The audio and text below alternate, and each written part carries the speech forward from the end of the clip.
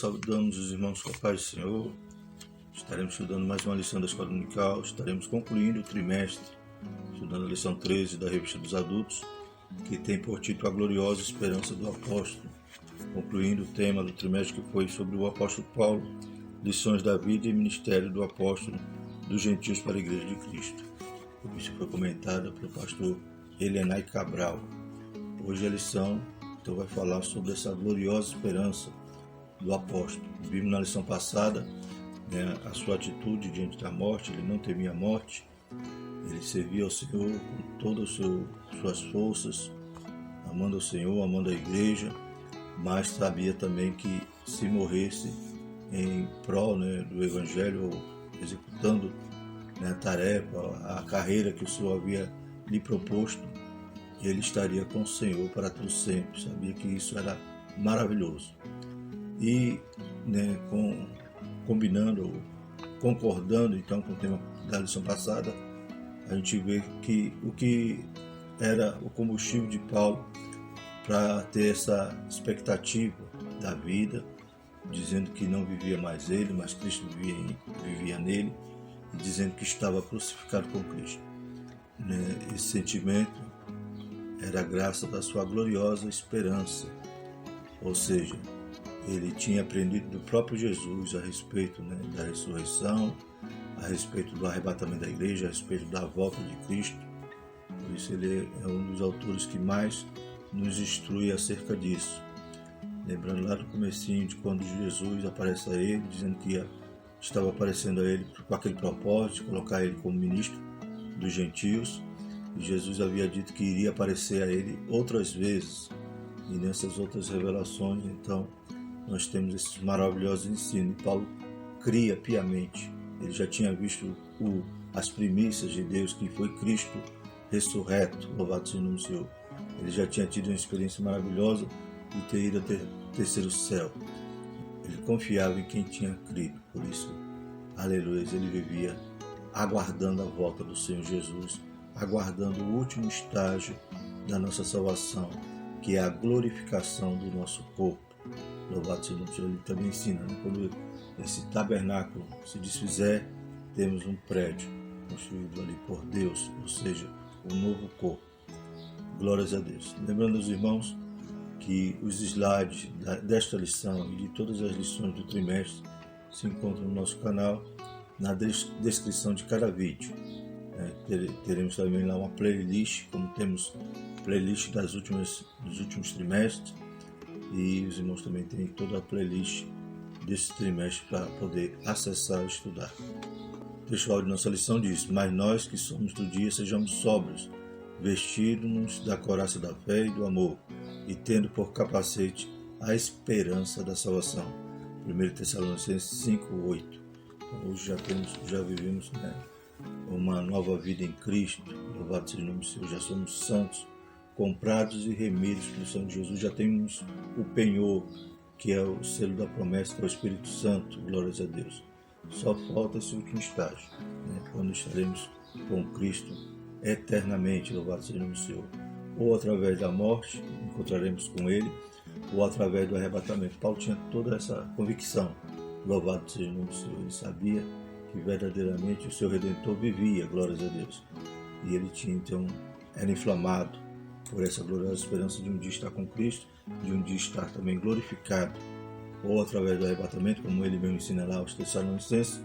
Ele tinha essa expectância, dizendo: nós, os que estivermos vivos, seremos transformados, glórias a Deus, ou através da morte, porque também ele disse que os mortos, aleluia, eles precederiam os vivos, pois seriam ressuscitados primeiros e iriam ao encontro de Jesus nos ares. Então, a verdade prática diz: a esperança gloriosa da volta de Jesus traz a sobriedade para as nossas vidas e disposição para exercer a fé e o amor em esperança. Glórias a Deus. Também vimos numa lição passada, quando ele cita ali a igreja de Tessalônica, elogia, pois o testemunho daquela igreja já precedia, pois por onde quer que Paulo andava, vinha alguém e citava ali a fé, o trabalho, o amor, e também a esperança daquela igreja.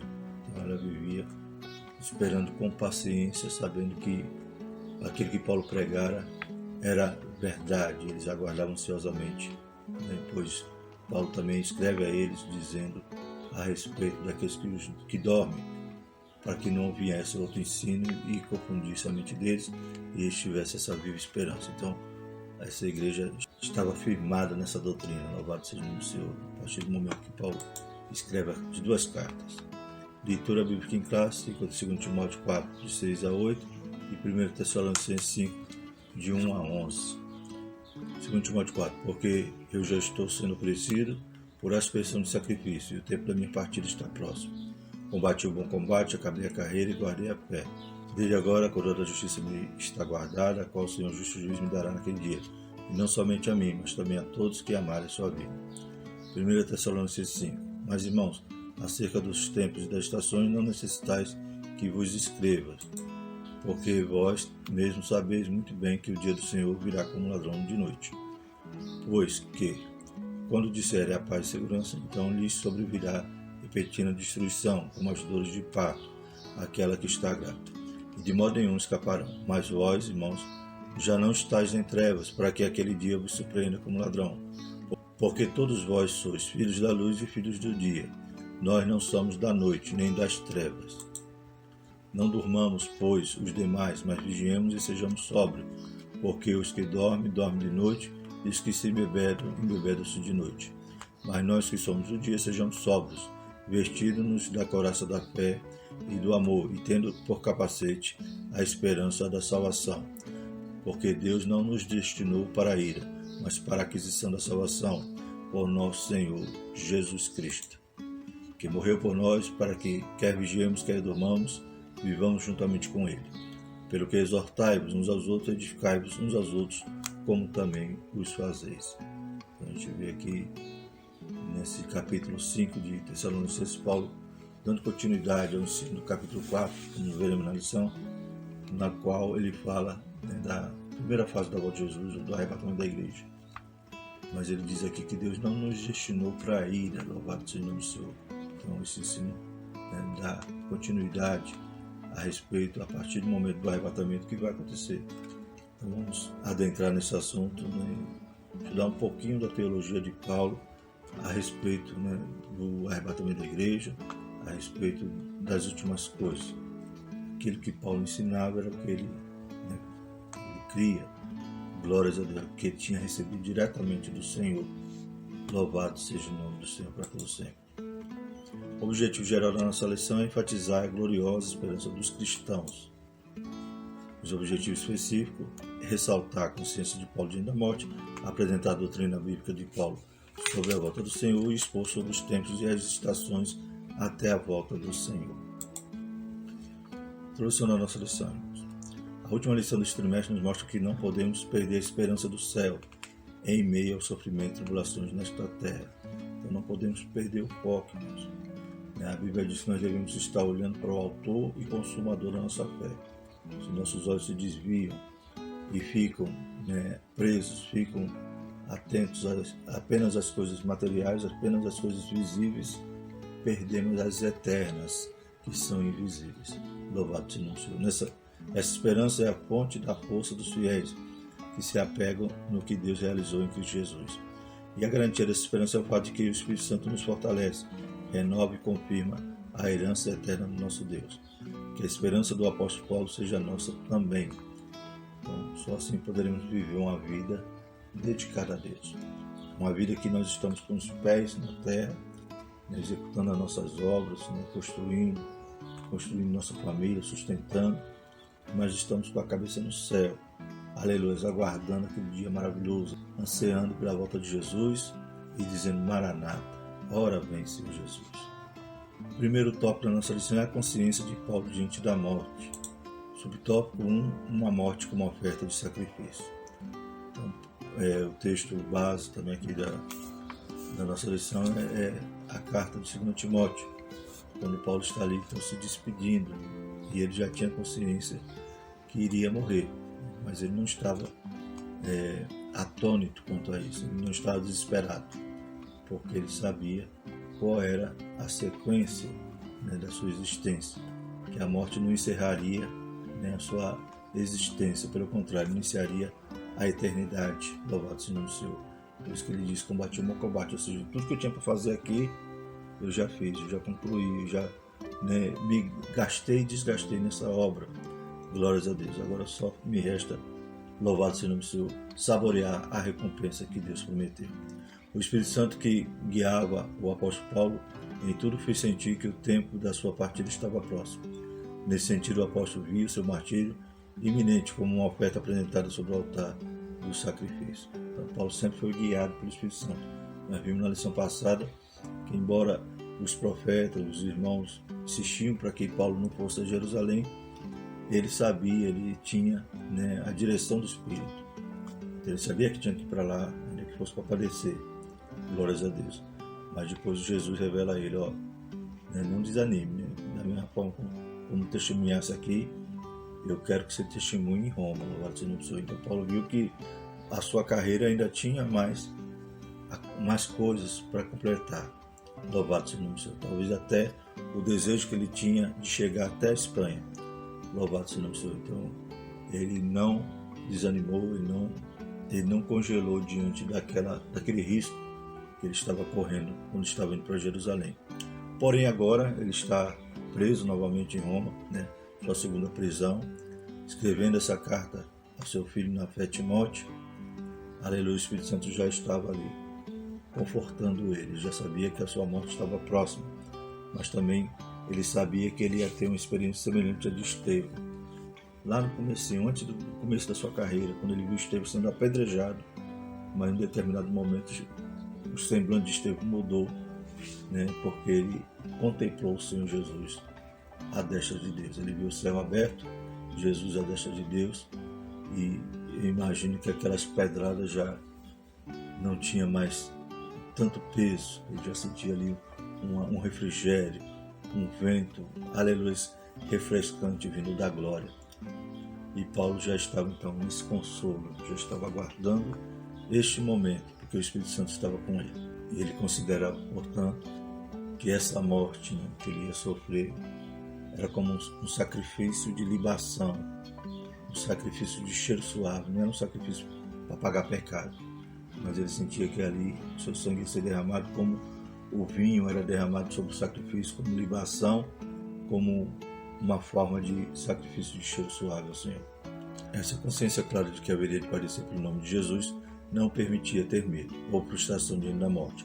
É preciso ter a consciência de que, se não encontramos o Senhor por meio do arrebatamento da igreja, o encontraremos por meio da morte. Por isso que sabia que não estar no corpo também seria bom, porque ele ia alcançar, né, o estágio final da sua salvação ao encontrar com o Senhor Jesus. Louvado seja o nome do Senhor. No arrebatamento seremos glorificados, mas através da morte também subimos até o terceiro céu, até o paraíso de Deus, e já temos todo o consolo ali de ter vencido, de estar ali com o nosso Senhor e Salvador Jesus Cristo até o momento que ele vinha buscar a igreja.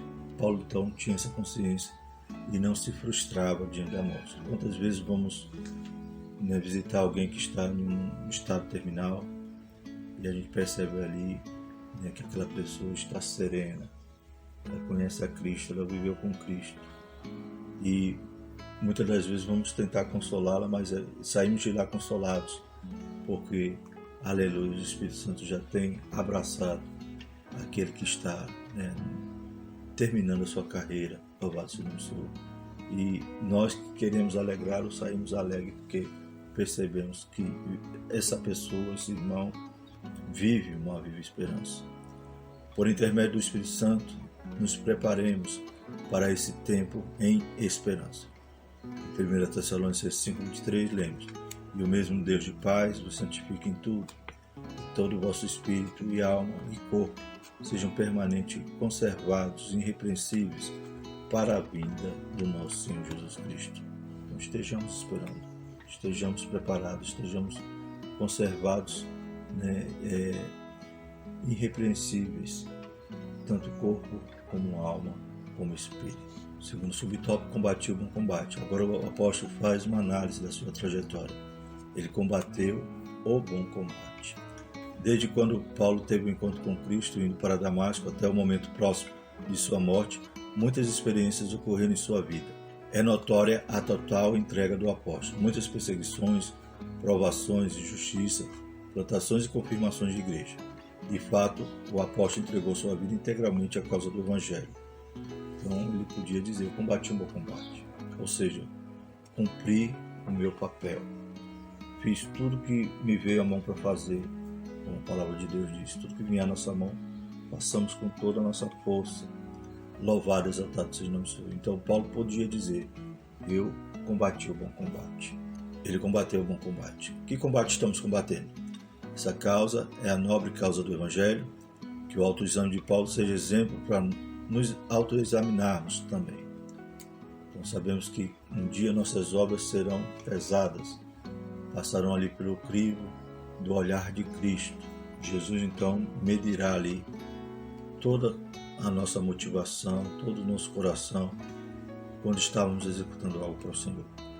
Será se nós estamos cansando, estamos exercendo um ativismo religioso, porém sem focar o céu, sem ter amor, sem ter esperança, sem ter a fé? Será se muitas das vezes estamos apenas nos desgastando para alcançar, galgar algum cargo, alguma posição, alguma fama? Então, se a gente analisarmos, talvez esse não seja um bom combate. O bom combate é aquele que você, mesmo sofrendo, mesmo sendo padecendo, porque é necessário, hoje em dia ninguém quer mais padecer.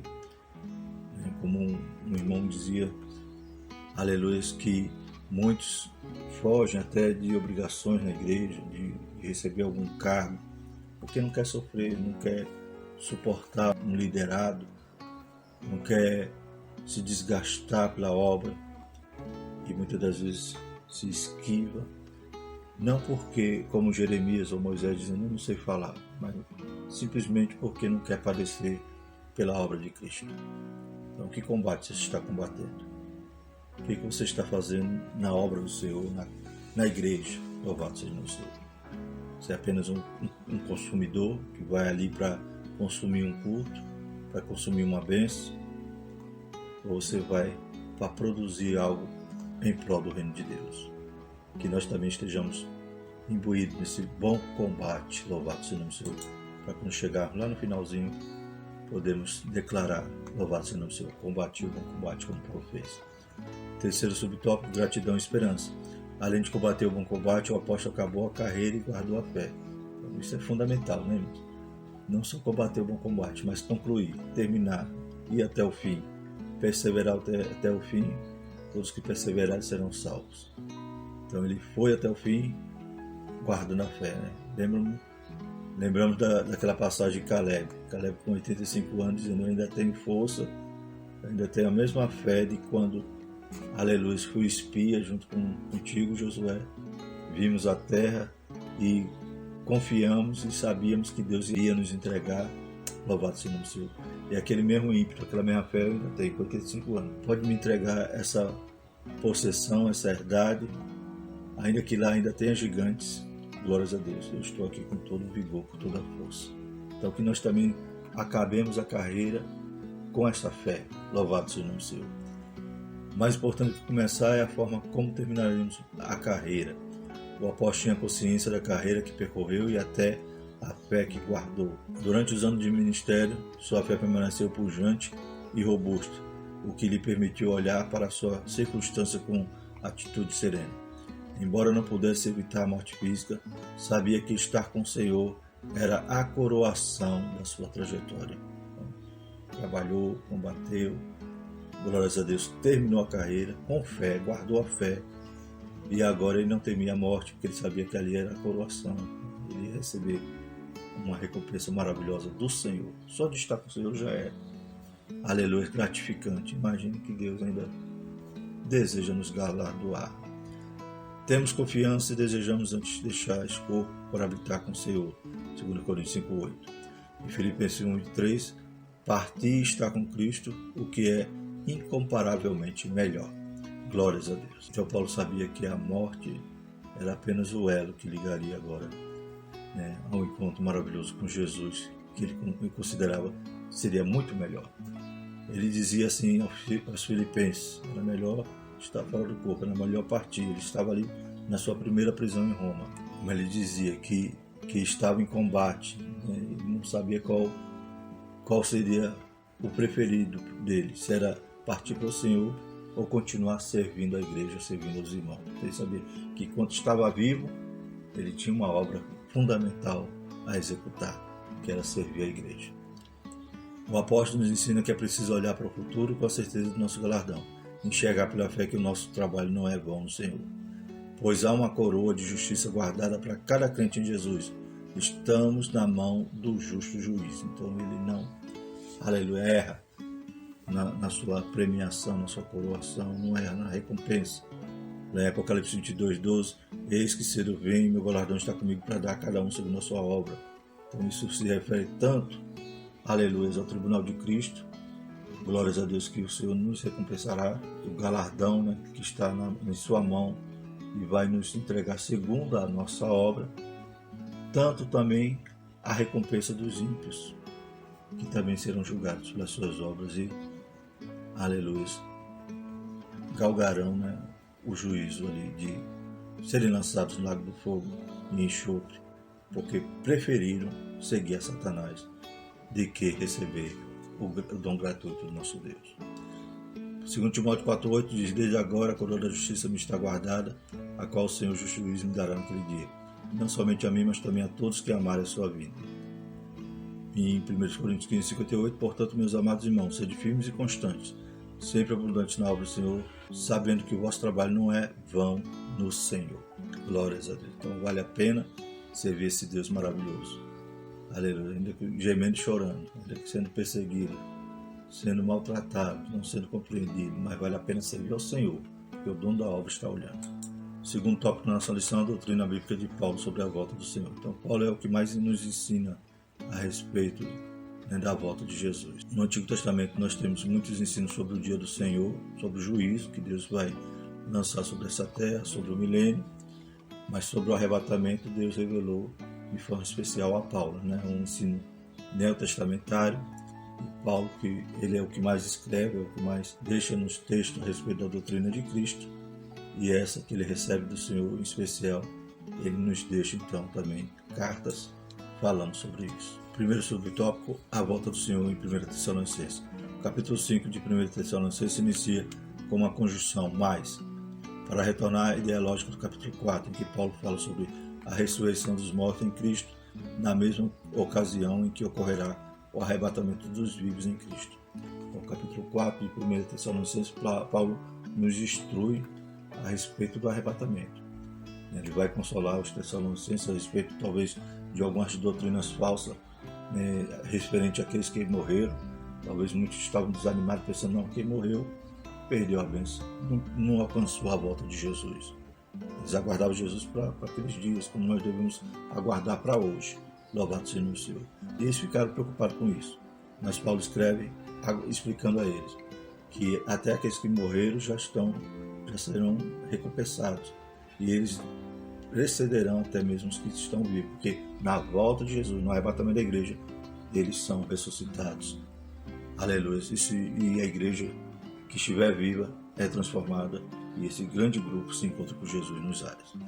E o capítulo 5, Paulo continua então o assunto, o tema sobre a volta de Jesus, já falando a respeito de quando houver paz, né, quando estiver tudo tranquilo, aí vem a destruição. Ali já fala sobre a tribulação. Assim, o capítulo 5 é a continuidade acerca do assunto da parousia, ou seja, da volta do nosso Senhor, iniciado no capítulo 4. Então a gente vê que até nessa ordem o arrebatamento vem primeiro, capítulo 4. Capítulo 5 dá continuidade então à volta, né, o ensino sobre a volta de Jesus. 1 Tessalonicenses 5,9 diz: porque Deus não nos destinou para a ira, mas para a aquisição da salvação por nosso Senhor Jesus Cristo.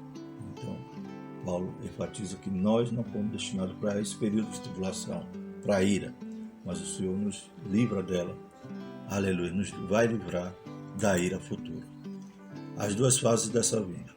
A volta de Cristo se dará em duas fases. A primeira apenas para os salvos, em que o nosso Senhor virá nas nuvens para encontrar com a sua noiva, a igreja. 1 Tessalonicenses capítulo 4, 15 e 16 diz: Dizemos-vos, pois, isto pela palavra do Senhor, que nós, o que ficarmos vivos para a vinda do Senhor, não precederemos o que dorme, porque o mesmo Senhor descerá do céu com alarido e com voz de arcanjo e com a trombeta de Deus, e os que morreram em Cristo ressuscitarão primeiro. Então, Paulo revela esse ensino, aleluias, através de revelação. Né? Então, ele diz aqui: dizemos, pois, isto pela palavra do Senhor. Como lá na ceia ele vai dizer: o que eu recebi do Senhor também vos ensinei, também revelação, porque Paulo não esteve na última ceia. Então, e nós hoje celebramos a ceia com esse texto áureo, né? As instruções de Paulo. Da mesma maneira, o Senhor revela a ele a respeito do arrebatamento da igreja. Então, dizemos-vos, pois, isto pela palavra do Senhor. O apóstolo nos mostra que, nessa ocasião, os mortos em Cristo ressuscitarão primeiro e os vivos serão arrebatados para estar com o Senhor nos ares. Essa fase é invisível para o mundo, nenhum olho verá, somente o dos salvos. Da mesma maneira como Jesus subiu, e o anjo disse: da mesma maneira que ele subiu, ele vai descer. Quando ele estava subindo ao céu, só os discípulos estavam vendo, só a igreja. Glórias a Deus. Então, da mesma maneira que ele descer, primeira fase, quem vê é a igreja, que a igreja vai se encontrar com ele. É invisível para o mundo, embora não vai deixar de provocar efeitos, porque quando o mundo vê a igreja desaparecer, né, aí vão surgir muitas teorias, muitas fake news, para tentar, né, diminuir esse fato, né, esse acontecimento maravilhoso. Mas a igreja vai estar vendo o Senhor face a face. O mundo ainda vai passar pelo juízo, né, que a tribulação não é para a igreja, a tribulação é para Israel, que vai passar agora no fogo, e para este mundo e para todos aqueles que não amaram a vinda de Jesus, mas ficaram brincando, né, ficaram embaraçados com os negócios dessa vida, ficaram, né, desviados, mesmo até dentro de uma igreja, mas estava desviado, por isso não participou do arrebatamento. Todos os salvos subirão. Por isso que a Bíblia diz: estarão dois na cama, será tomado um, outro fica, estarão dois na moinha. Então percebemos que, né, alguém que está desapercebido, como também a parábola das 10 virgens, alguém que está nécio, que está imprudente, não participará daquele grande momento. Mas aqueles que estão em Cristo, estão lavados, suas vestes lavadas no sangue do Cordeiro, aleluia, estão sempre com seus corações, aleluia, contrito. Quando peca, corre aos pés do Senhor Jesus, como João disse: filhinhos, não pequeis, mas se pecar, lembre do advogado, que é Jesus, corra nele, louvado seja o Senhor. Então, esses que estão se aperfeiçoando, não são perfeitos, estão se aperfeiçoando, estão buscando o Senhor, estão servindo ao Senhor, estão a todo o tempo, aleluia, com suas vestes purificadas, esses vão fazer parte do arrebatamento. Mas, porém, aqueles que estão imprudentes, aqueles que estão desviados, olhando para o mundo, buscando as coisas só do mundo, vão, né, ser pegos de surpresa, como diz a palavra.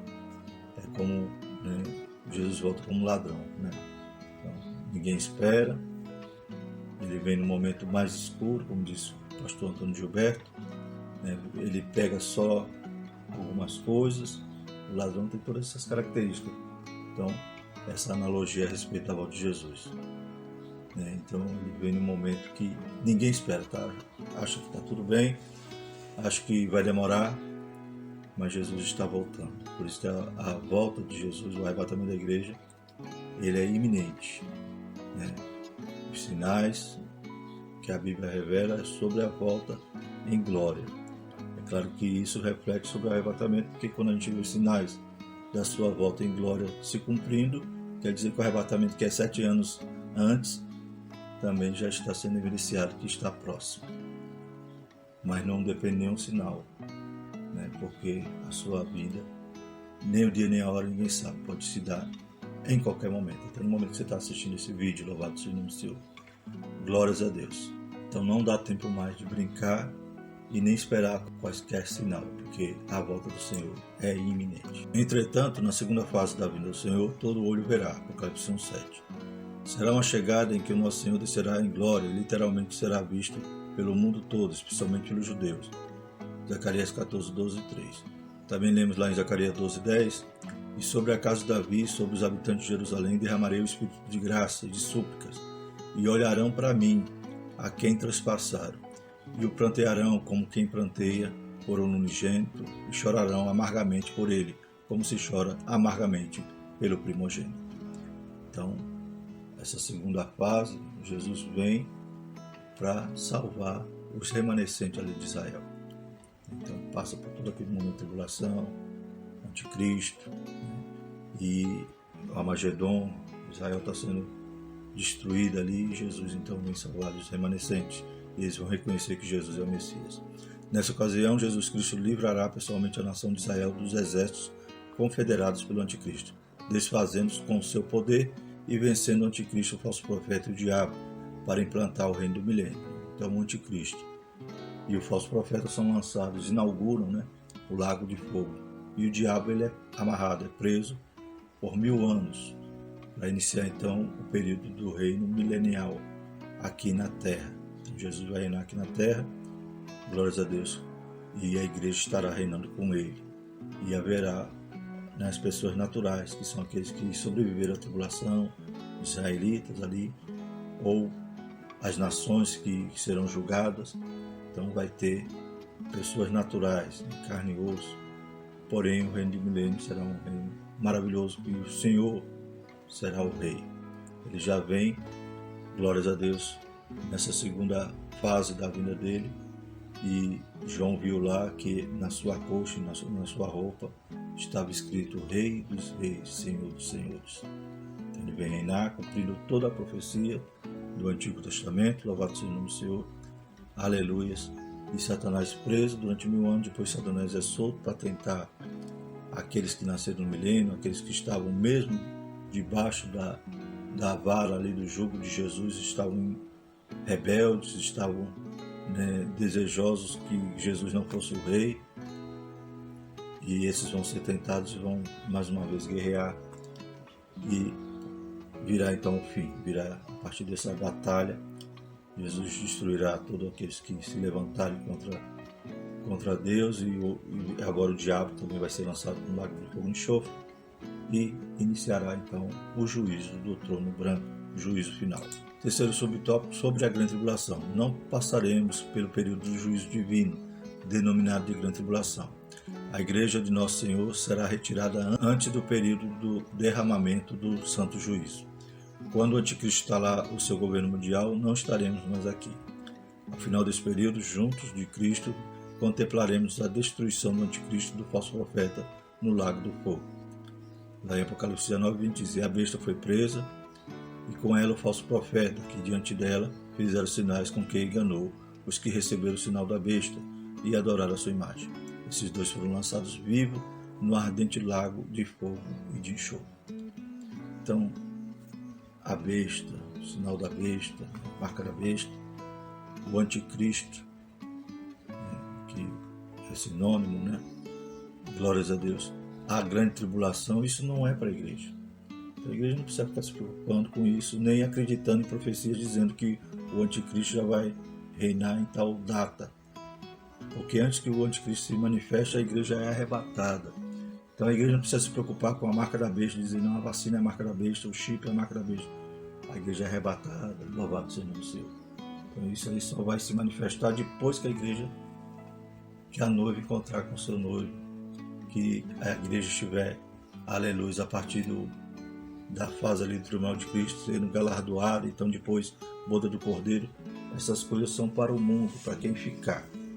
Então não se preocupe com isso e não creia em falsa profecia dizendo que tal coisa já é a marca da besta ou tal pessoa já é o anticristo. Isso só se há de manifestar após o arrebatamento da igreja.